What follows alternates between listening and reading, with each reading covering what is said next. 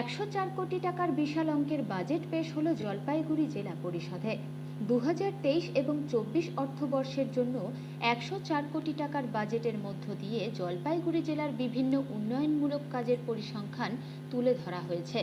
Budget পেশ সভায় উপস্থিত ছিলেন জেলা পরিষদের সভাধিপতি উত্তরা বর্মন, ছিলেন জেলা পরিষদের অতিরিক্ত জেলা শাসক তেজস্বী রানা সহ জেলা পরিষদের অন্যান্য আধিকারিক ও সদস্যরা। 2023-24 আমাদের ফাইনাল বাজেট হলো। তো ফাইনাল বাজেটে আমাদের এখানে ধরা আছে 103,99,30,706 টাকা। তো আমরা বিভিন্ন দপ্তরে যেটা দিয়েছি, আমাদের 15FC থেকে কিছু দেওয়া আছে, আমাদের 4SSC থেকে দেওয়া আছে, আমাদের 15 ফিনান্স থেকে দেওয়া আছে। তাতে বিভিন্ন খাতের থেকে যেটা আমাদের টোটাল বাজেট হচ্ছে 103,99,30,706 টাকা। আজকে কি হলো? আজকে কি হলো? আজকে ফাইনাল বাজেট মিটিং হলো আমাদের জলপাইগুড়ি জেলা পরিষদের ফাইনাল বাজেট মিটিং। তাতে আমাদের 2023-24 যে ফাইনাল বাজেটটা, তাতে আমাদের 103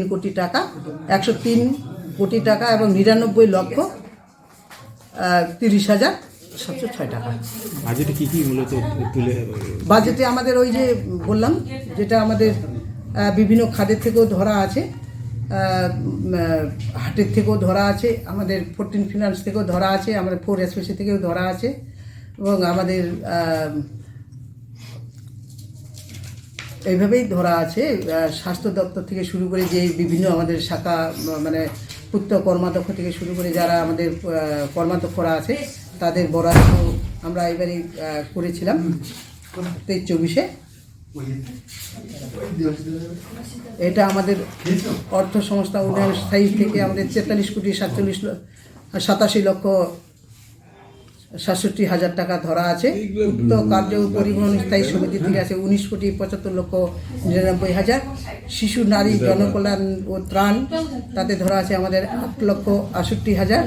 শিক্ষা সংস্কৃতি তথ্য ক্রিয়া ধরা আছে 8,68,000। জনস্বাস্থ্য ও পরিবেশ স্থায়ী সমিতি থেকে ধরা আছে 31,18,66,000। বনভূমি ও ভূমি সংস্কার থেকে ধরা আছে 8,68,000।